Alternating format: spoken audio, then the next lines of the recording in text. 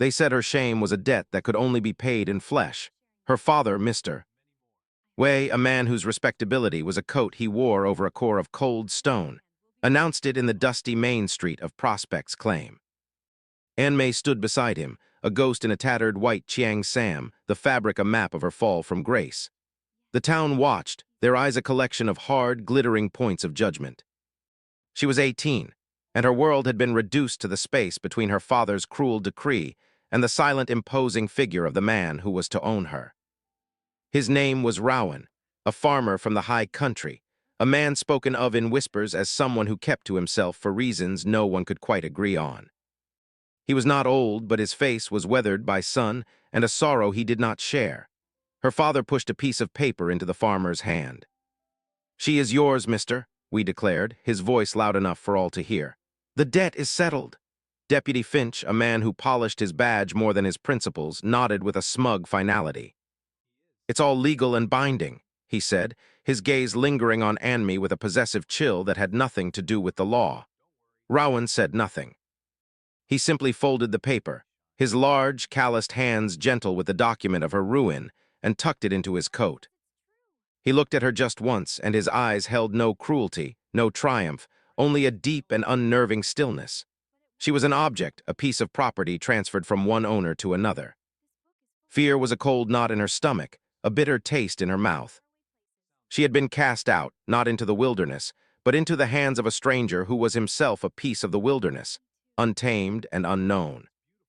He made a small gesture with his head, a silent command to follow, and turned his back on the town. As she took the first step away from everything she had ever known, a profound and terrible silence fell over the crowd. It was the silence of a community witnessing an execution of a soul and doing nothing.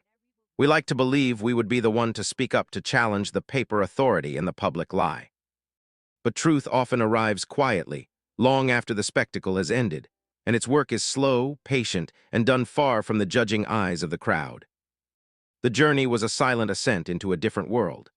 Prospect's Claim, with its noise and its dust, and its suffocating judgment, shrank behind them until it was just a bad memory in the valley below. Anne May followed Rowan, her worn slippers struggling against the rocky path. She expected a hand to grab her to push her faster, but he kept a steady, respectful distance ahead. He moved with an economy of motion, his body attuned to the rhythms of the mountain. The air grew thinner, cleaner, scented with pine and damp earth. The sun beat down, but the heat was different here, less oppressive. It was a wild, lonely beauty, and it terrified her as much as the man she was following. Every rustle in the undergrowth, every shadow that flickered at the edge of her vision was a new threat. She had been told stories about the men who lived isolated from the world, men whose loneliness curdled into something monstrous. She braced herself for the moment his quiet demeanor would break, for the mask to fall away, revealing the beast she had been promised. They walked for hours until her legs ached and her throat was raw with thirst. Just when she thought she could go no further, they crested a ridge and a small homestead came into view, nestled in a meadow cupped by granite peaks. It wasn't a H-Vel. It was a sturdy cabin of dark wood, with a well-tended garden bursting with green life and a curl of smoke rising from a stone chimney. Chickens scratched in the dirt near a small, solid barn. It was a place of order, of care. It was a home. Rowan led her to the front door and pushed it open. Inside, the air was cool and smelled of wood smoke and dried herbs. He gestured towards a small closed door off the main room. "This is your space," he said, his voice low and raspy from disuse, yet clear. "No one will enter without your leave." He met her eyes then, and she saw it again, not malice, but a profound, weary sadness. He placed a tin cup of cool water from a bucket onto a small table. Rest was all he said before turning and leaving her alone, closing the main door quietly behind him. She stood frozen in the center of the room, the silence pressing in on her. She walked to the door he had indicated and pushed it open. Inside was a small spare room with a narrow bed covered in a clean quilt, a small window looking out onto the mountains, and a simple wooden chair. It was a room, not a cage. It was a promise of a boundary, the first she had been given in a very long time. The shock of it was a physical blow, undoing the tight knot of fear in her chest, and leaving her trembling not with terror, but with a fragile, bewildering uncertainty. The first days were a study in quiet routine. Anmi woke each morning to the sound of an axe splitting wood, a steady, rhythmic beat that was the homestead's heartbeat. She would find a bowl of oatmeal and a piece of fruit left for her on the main table. There were no orders, no commands. Instead, Rowan worked and she watched. He moved from the garden to the chicken coop to the fence line, his hands always busy, his purpose clear. He was a man who spoke through action. His silence, which had at first seemed menacing, began to feel like a space she could inhabit without the need for performance or apology. After 3 days of watching, of eating the food he provided, and sleeping in the room he had given her, a new feeling began to surface through the layers of shame and fear, a sense of uselessness. She was a debt, a burden. One morning she rose early and went to the chicken coop before he did. She gathered the eggs, her hands clumsy at first, and brought them inside. When Rowan entered the cabin, he saw the small basket of brown eggs on the table. He stopped, looked at them, then looked at her. He gave a single slow nod of acknowledgement. That was all, but it was enough. It was an acceptance. From then on, she claimed the chickens as her task. Soon after, she began helping in the garden, pulling weeds with a tentative care, her fingers sinking into the cool, dark soil. He showed her through gesture which plants were weeds and which were precious vegetables. He never stood too close, never let his hands brush against hers. He respected the invisible wall around her, and in doing so, he taught her that she was worthy of having one. He brought back a bolt of simple, durable blue cotton from a trip to a distant trading post she knew nothing about, leaving it on her bed with a needle and thread. There was no note, no explanation. The tattered white Chong Sam was a brand, a constant reminder of her father's house and her public humiliation. She spent the next 2 days sewing a simple tunic and trousers, her stitches uneven but strong. When she finally put them on, the freedom of movement was a revelation. She was no longer a decorative, broken thing. She was a person who could work, who could kneel in the dirt and feel the sun on her back without fear. She was becoming someone else, or perhaps becoming herself for the first time. Her world, once defined by whispers and accusations, was now measured in the warmth of a fresh egg in her pawn, the scent of rain on dry earth, and the steady presence of the quiet man in the background of her life. She discovered a small leather-bound journal tucked away on a high shelf, its pages blank and waiting. With a piece of charcoal from the hearth, she began to draw. She couldn't write the words for what had happened, for the complex feelings of relief and confusion that churned inside her, but she could draw the sharp line of the mountain peak against the sky. She drew Rowan's hands, mapping the lines and calluses, showing their strength as they mended a fence post, their gentleness as they checked a young plant for blight. Her art became her voice, a silent conversation with her new reality. One afternoon, Rowan came upon her sitting on the porch steps, lost in her drawing. She froze, expecting a reprimand, a confiscation of her one private joy. He simply stood there for a moment, his shadow falling over the page. She watched his eyes follow the lines of charcoal, recognizing the shape of his own barn, the curve of the old oak at the edge of the meadow. He said nothing. He just turned and walked away. The next morning, beside her usual bowl of oatmeal, was a small, perfectly sharpened piece of graphite, smoother and darker than the rough charcoal she had been using. It was a gift of understanding, a validation more powerful than any spoken praise. The quiet rhythm of their life was punctuated by small moments of unexpected connection. A stubborn goat, prone to escaping its enclosure, led them on a comical chase through the meadow. And May, forgetting her fear, found herself laughing as Rowan, with a rare, exasperated sigh, finally cornered the creature. As they herded it back, their eyes met, and a small, genuine smile touched his lips. It transformed his weathered face, erasing years of sorrow for just a second. It was a fleeting moment, but it felt like a turning point, a bridge built across the silence. She began to see the man, not just the guardian or the stranger. She saw the way he favored his left leg when he was tired. The way he would pause and look to the mountains as if searching for something. The quiet care he took in maintaining the small cluster of wild flowers growing near his wife's grave on a nearby hill. Her curiosity was no longer born of fear, but of a growing, tender respect. A summer thunderstorm rolled in from the peaks one evening, trapping them in the cabin. The wind howled like a hungry animal, and rain lashed against the windows. The sound was too much like the shouting from that day in town, the roar of the crowd that had condemned her. Anmi found herself shrinking into a corner, her hands trembling as she wrapped her arms around her knees. The familiar terror, which had receded into a dull ache, returned with a sharp, piercing clarity. Rowan, who had been cleaning a tool by the fire, noticed her distress. He stopped his work and watched her for a long moment, his brow furrowed. The flickering fire light cast deep shadows across his face, making him seem both formidable and deeply sad. He moved not towards her, but to the hearth, adding another log to the fire. The crackle and pop, a comforting counterpoint to the storm's fury. "The storm will pass," he said, his voice a low rumble. He didn't move closer, respecting her space even now. "It makes a lot of noise, but it can't get in." His words were simple, but they carried a weight of experience. He sat down in his own chair, not looking at her directly, giving her the space to feel her fear without judgment. "My wife Sarah, she was afraid of storms, too." He began, his voice softer than she had ever heard it. They reminded her of her father's rages. Anne looked up, startled. He had never spoken of his wife before. "She came from a town like yours," he continued, his gaze fixed on the flames. "Her father was a powerful man. He used debts and shame to control everyone. He promised her to a cruel business partner, a man who saw her as nothing more than a pretty bird for his cage." He paused, the silence in the room thick with memory and grief. "I got her out. We ran. We came here to build a life where no one could put a price on her. But the fear, it followed her." He finally turned to look at her, and his eyes were filled with a pain that mirrored her own. "When I saw you standing there in the street with your father and that deputy, I saw her. I saw the same look in your eyes, the debt he claimed you owed me. It was a lie. I invented it. It was the only way I could think of to get you away from him, to give you a choice." He gestured to a heavy locked chest in the corner. "The proof is in there. The deed to this land, free and clear.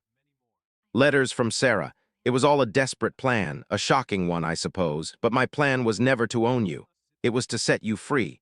The confession hung in the air between them, more profound than the thunder rolling outside. Every action, every moment of silence, every respectful distance he had maintained was instantly reframed.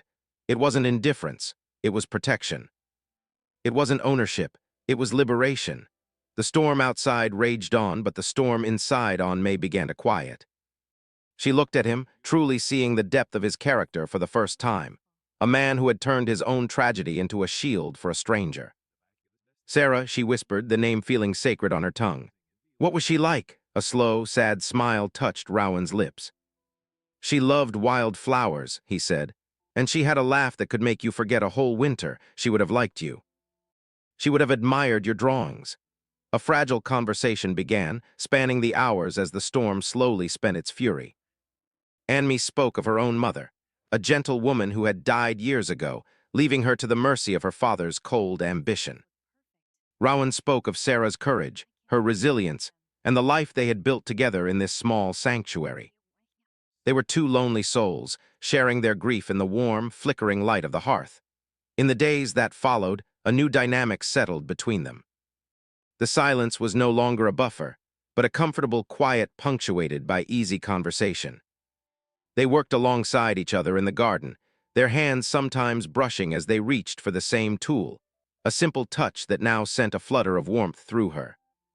She began to draw him differently, not just his hands or his silhouette, but his face, trying to capture the kindness in his eyes, the memory of his rare smile. One clear, cool evening, they sat on the porch, watching the stars emerge in the deep indigo sky. Rowan pointed out the constellations, his voice a low murmur as he traced their shapes with his finger. "Sarah taught me their names," he said softly. Anmi felt a pang of something sharp and sweet. She wasn't a replacement for his wife. She was a continuation of the love and safety he had created here. A cool breeze swept down from the mountain and she shivered. Without a word, Rowan rose and came back with a thick wool blanket, draping it carefully around her shoulders. His fingers lingered for a moment on her arm, a touch that was both grounding and electric. She looked up at him, her heart beating a little faster. In the pale starlight, she could see the question in his eyes, a hesitant hope that mirrored her own. He slowly leaned in, his gaze searching hers for permission. She gave a small, almost imperceptible nod. His kiss was gentle, tentative, a soft press of lips that tasted of woodham smoke and a quiet, profound respect. It wasn't a kiss of possession, but of shared sanctuary. Their fragile peace was shattered by the arrival of a writer, a boy from town, paid to deliver a letter. The envelope bearing her father's immaculate script felt like a snake in Onmei's hand. Rowan stood beside her on the porch, his posture rigid, his hand resting near the axe he'd been using to split wood. Her hands trembled as she broke the seal. The words were cold, precise, and utterly devoid of feeling.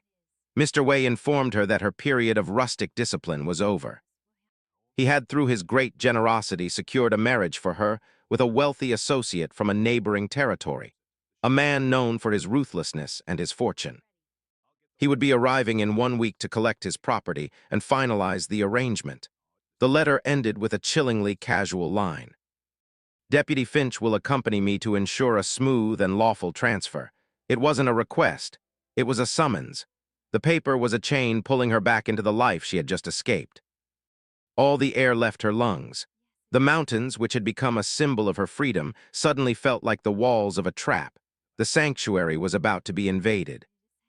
Rowan saw the color drain from her face. He gently took the letter from her shaking fingers and read it, his expression hardening into granite, the muscle in his jaw clenched. For a moment he looked like the dangerous wild man the town whispered about. He crumpled the letter in his fist. "No," he said, the word low growl. Anmee looked up at him, her eyes wide with a returning fear. But this time it was different. Beneath the terror was a bedrock of anger, a fierce protective rage for the life she had started to build, for the man who had shown her such impossible kindness. "I will not go back," she said, her voice shaking but firm. "I will not let him take this away." Rowan turned to face her, his hands coming to rest gently on her shoulders, his grip steady and reassuring. He looked directly into her eyes, his own gaze unwavering. "This is your home now, Anmee," he said, his voice imbued with a quiet, unshakable certainty. "Home is a choice you have chosen. We will defend it." In that moment they were no longer a guardian and a ward. They were partners, a small, defiant outpost of two against the encroaching world. The threat was no longer a vague possibility. It had a name and a date. They had 1 week. The week passed in a blur of tense preparation. There was no plan for violence, only for truth. Rowan spent hours in the barn, but not sharpening weapons. He was organizing the contents of the locked chest, laying out Sarah's letters and the deed to his land with a grim precision. Anmee continued her chores, the familiar rhythms of comfort against the rising tide of anxiety. But she also spent hours with her journal, not drawing but writing. She wrote down everything she could remember about her father's cruelty. The casual remarks, the cold transactions, the way he used his reputation as both a shield and a weapon. Her words were clumsy, but they were honest, and they were hers. The morning of the 7th day dawned bright and clear, a cruel mockery of the storm brewing on the horizon. They saw the dust cloud first, a faint plume rising from the valley floor, two riders moving with the unearned confidence of power. Rowan stood on the porch unarmed, his feet planted firmly. And May stood beside him, her journal clutched in her hand like a talisman. When her father and Deputy Finch rode into the clearing, the peaceful homestead was instantly contaminated by their presence. Mr. Wade dismounted, his face a mask of smug authority. "On May," he said, his tone suggesting she should be grateful. "Your foolishness is at an end. Pack your things." Deputy Finch smirked, his hand resting on the pistol at his hip. "The girl goes with her father, farmer. We have the paperwork." He waved a document in the air. "She is his legal ward." Anmee felt a tremor of her old fear, the instinct to obey, to become small and silent.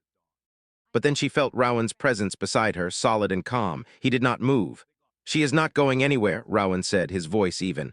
"This is her home." Mr. Way laughed a short, ugly sound. "Home. This Havel, she is my daughter, she is my property. She will do as she is told." He took a step forward, his hand outstretched to grab her arm. Rowan moved, not with aggression, but with the simple physics of an immovable object, placing himself directly in Mr. Way's path. The tense standoff was broken by a new sound, the soft tread of footsteps. Two figures emerged from the treeing. Mrs. Gable, the stout, non-nonsense owner of the town's general store, and Chayton, a respected native elder who often traded with Rowan and whose wisdom was legendary. They had walked all the way from town. Mrs. Gable held a small ledger and Chayton's face was calm and serious. "We thought this conversation might need more witnesses, Mrs. Gable said, her gaze sharp and missing nothing. Mr. Wee's face tightened with fury at the sight of the unexpected audience. His power depended on a silent, compliant public. "This is a private family matter," he snapped, his composure beginning to fray. "This is a matter of justice," Chayton replied, his voice quiet but carrying an immense weight that silenced everyone. He looked not at the men but at Anme. "Speak your truth, daughter. Fear makes a loud noise, but truth carries further." That was all the encouragement she needed. Anme took a deep breath, the clean mountain air filling her lungs, and she began to speak. She did not shout or cry. She spoke with a clear, steady voice, holding up her journal. She read aloud her own words, detailing the years of emotional neglect, the public shaming, her father's plan to sell her into a loveless marriage for his own business gain. She spoke of being handed over to Rowan as punishment, then her voice softened. "But it was not a punishment," she said, looking at Rowan. "It was a rescue. I found safety here. I found respect. I found a home," Deputy Finch scoffed.